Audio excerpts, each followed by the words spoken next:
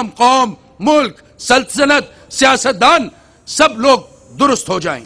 تیسری چیز آپ کی خدمت میں پیش کرتا ہوں، پاکستان میں لوگوں نے ٹیکس دینا ہوگا۔ Only 2% of Pakistanis pay taxes. I also understand that your question will be that the tax system in Pakistan and the government will have to be transparent. I totally agree. لیکن یہ کہاں کا انصاف کہ 2% لوگ tax دیتے ہیں اور کہتے ہیں گھر میں بجلی نہیں، تھانے میں پولیس نہیں، ہسپتال میں دوائی نہیں۔ اس طرح معاملے نہیں چلنے والے میرے عزیز ہم وطنوں۔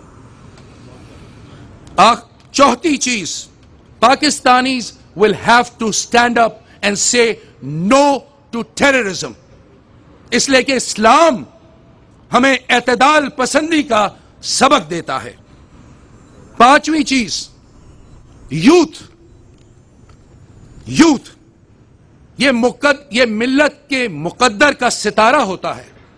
We will have to guide, we will have to educate, we will have to harness our youth which is over 70 million boys and girls who are under the age of 25۔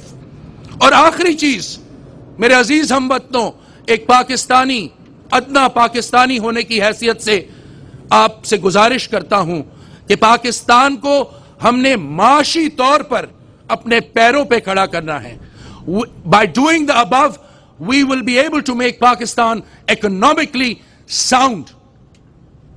یاد رکھیے میرے وطن میں تو ادھر صرف مسائل ہی مسائل ہیں، میرے غریب پاکستانیوں کے پاس مسائل ہی مسائل ہیں۔ اللہ کا شکر ہے کہ آپ کے پاس وسائل ہی وسائل ہیں۔ کوشش کیجئے کہ اپنے وسائل سے پاکستان کو تعلیم دے سکیں، پاکستان کا آپ علاج کرا سکیں، پاکستان کی آپ بھوک ختم کر سکیں۔ خواتین و حضرات، after doing all this, ladies and gentlemen, then inshallah ta'ala میرا ایمان ہے we will be able to stand up as a nation and look into the eyes of our friends and foes, and for their do more, we will be able to say no more, no more, no more۔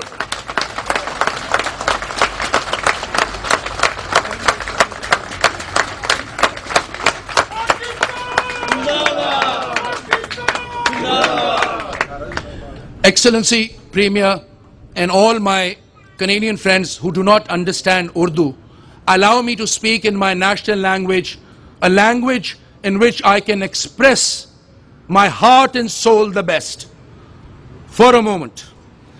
میرے عزیز ہم وطنوں، میں دوبارہ آپ کو رمضان اور آزادی دونوں کی مبارکباد خلوص دل سے اور خلوص نیت سے پیش کرتا ہوں۔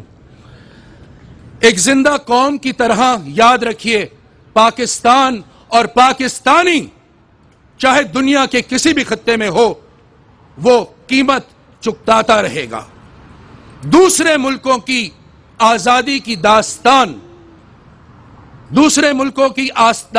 کی داستان شاید سیاہی میں لکھی ہوئی ہو، میرے اور آپ کے وطن کی داستان خون سے رنگی ہے۔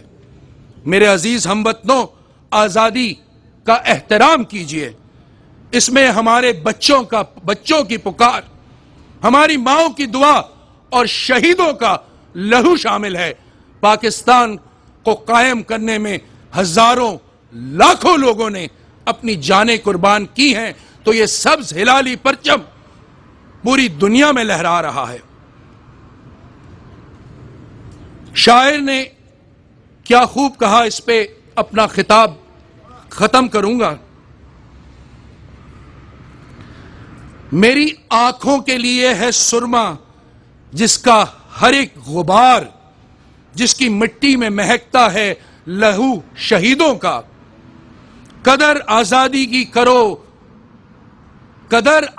کی کرو ورنہ رفیقان بہار، گر یہ آزادی किसी से रूठ जाए एक बार, करना पड़ता है फिर सदियों इसका इंतजार। आखिर में याद रखिए सुबह आजादी का सूरज जिस्म और जान का कर्ज है। सुबह आजादी का सूरज जिस्म और जान का कर्ज है, और इसकी किरणों की हिफाजत मेरे अजीज हमवतनों अब तुम्हारा फर्ज है। पाकिस्तान जिंदाबाद।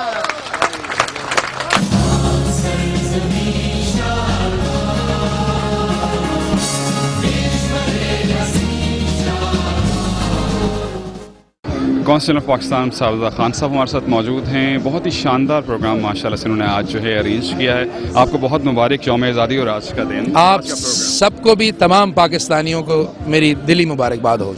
साहब एक चीज़ हमने देखी है पिछले एक साल में, आपने अपनी तकरीर में भी जिक्र किया और वैसे भी हमने देखा कि अब थोड़ा सा लोगों में अवेयरनेस भी इस हवाले से आ गई है कि पाकिस्तान को हमने किस तरह से बचाना है, किस तरह से आगे लेके जाना है। और आपने अपनी तकरीर में बहुत सी ऐसी बातें की हैं। क्या पैगाम है, क्या तरीक़ेकार है, किस तरह से हम आगे मज़ीद जा सकते हैं? देखिए जी, बहुत ज़रूरी चीज़ है।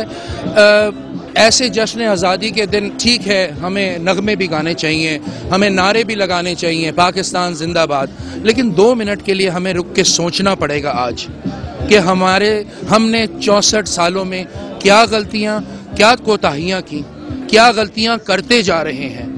और कौम ने सोचना होगा, मुल्क ने सोचना होगा, सल्तनत ने सोचना होगा कि हम कायदे आज़म का पैगाम को पाए तकमील तक क्यों नहीं पहुंचा सके, और क्या तरीका है कि हम कायदे आज़म के इस पैगाम को पाए तकमील तक पहुंचाएं। जो बैरून मुल्क पाकिस्तानी रहते हैं, ख़ास तौर पे कनाडा में रहते हैं, उनसे मेरी यही गुजारिश है कि मेरे भाइयों बहनों, पाकिस्तान में सिर्फ मसाइल ही मसाइल है, और आप लोगों के पास खुदा ताला ने बहुत वसाइल दिए हैं। पाकिस्तान को पढ़ा लिखा पाकिस्तान बनाएं, एक सेहतमंद पाकिस्तान बनाएं, पाकिस्तान की माशी और माली मदद कीजिए।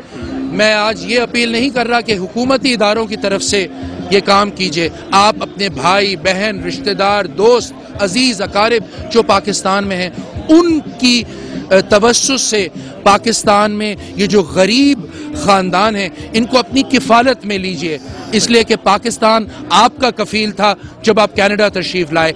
आज पाकिस्तान को आपकी किफ़ालत की ज़रूरत है, तो आगे बढ़कर पाकिस्तान की मदद कीजिए और पाकिस्तान के वक़ार को, पाकिस्तान की इज़्ज़त को इस मुल्क में और हर मुल्क में, पूरी दुनिया में बढ़ा करते जाइए। आज डॉक्टर मैकेंटी प्रीमियर अटारी हैं, आपने उनको दावत दी और उन्होंने कबूल किया, एजाज़ दिया उन्होंने।